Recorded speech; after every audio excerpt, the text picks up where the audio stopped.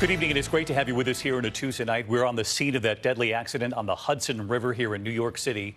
A child among the dead tonight, a boat capsizing. The rescue effort underway. And the images also just released today inside that Uvalde school as parents there demand answers. What the images now reveal of the gunman, the police, and it's chilling. But we do begin tonight with the explosive testimony and the claims laid today from the January 6th committee. Tonight, for the first time, we hear from White House counsel Pat Cipollone from the Trump administration on an unhinged meeting, as he described it, inside the White House. The extreme efforts considered to keep former President Trump in office. The committee trying to make the case today that Trump's words summoned the mob to Washington and then sent them to the Capitol. And at the end, Vice Chair Congresswoman Liz Cheney saying the former president tried to reach out to a witness that the American people have not heard from yet. She said they've reported it to the Department of Justice. Today's testimony detailing the president's words, the efforts to draw those crowds to Washington, and the president's tweet immediately after that meeting described as unhinged, calling supporters to Washington on January 6th, saying, "Be there, it will be wild." For the first time, that testimony from former White House counsel Pat Cipollone, among the ideas he said that were being discussed in that meeting, the military seizing voting machines across this country. Testifying today, a former spokesperson for the Oath Keepers, Jason Van Tatenhove, who said that day could have been a spark for a civil war, and his warning about the next election. Also, Steve Ayers, the Ohio man who was there at the Capitol that day, he said following Trump's words, he's been charged. He said he believed the president's claim of a stolen election, and he also believed that it would be overturned that day. But in looking back, he now urges Americans to take the blinders off. And that emotional moment right after the hearing today. Rachel Scott leading us off from the Capitol again tonight.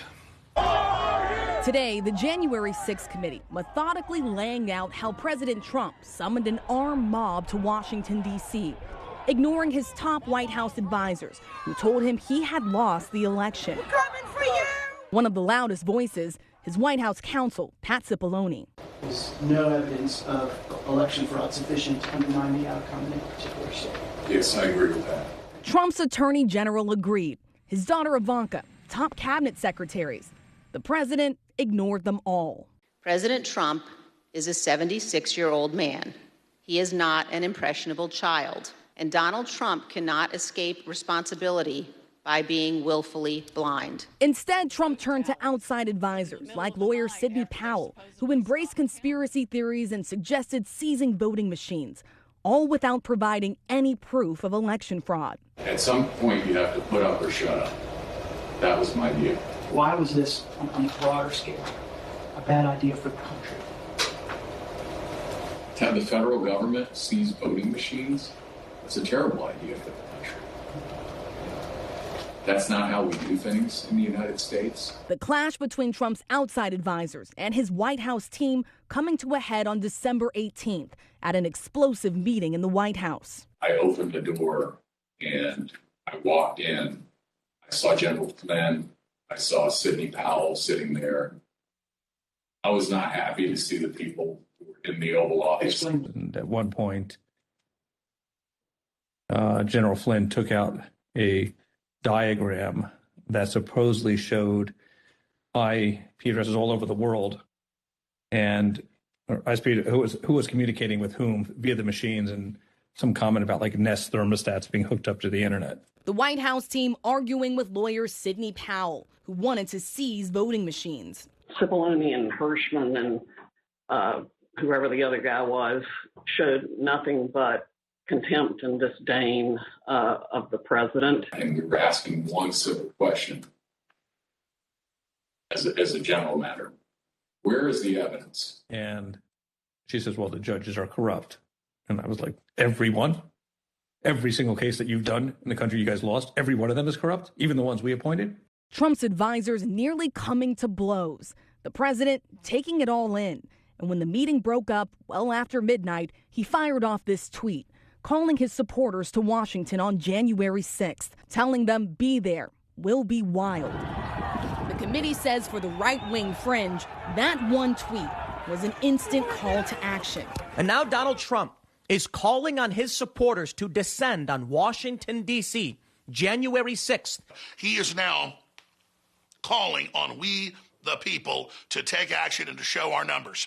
if necessary, storming right into the Capitol. January 6th, there's going to be 1 million plus geeked up armed Americans. The time for action is now. Where were you when history called? One user asked, is the 6th D-Day? Is that why Trump wants everyone there? Today, the American people hearing one Trump supporter, Stephen Ayers of Ohio, who testified he answered the president's call. Why'd you decide to march to the Capitol?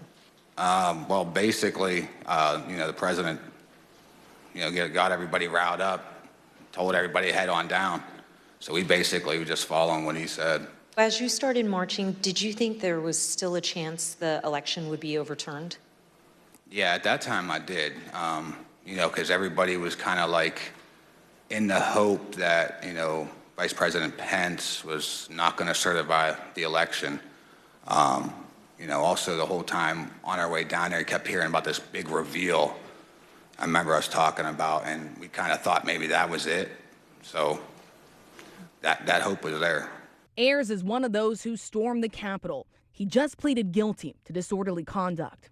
Basically, I lost my job, pretty much sold my house. It changed my life, and not for the good, definitely not for the better. In the front row watching Ayers testify, another man whose life was changed that day, Capitol Police Sergeant 𝗦𝘂𝗯𝗀𝗰𝗿. Last month, on June 28th, Sergeant Ganiel's team of doctors told him that permanent injuries he has suffered to his left shoulder and right foot now make it impossible for him to continue as a police officer. He must leave policing for good and figure out the rest of his life. As lawmakers spoke of his patriotism and sacrifice, Sergeant Ganiel quietly wiping away tears. Today's hearing concluding with this warning from Congresswoman Liz Cheney. After our last hearing, President Trump tried to call a witness in our investigation, a witness you have not yet seen in these hearings.